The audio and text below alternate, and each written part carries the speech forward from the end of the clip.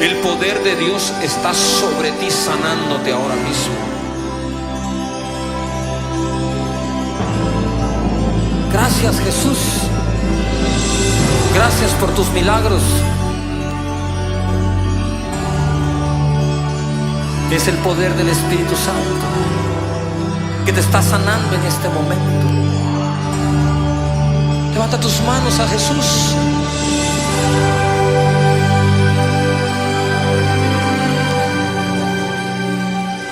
Dale gracias.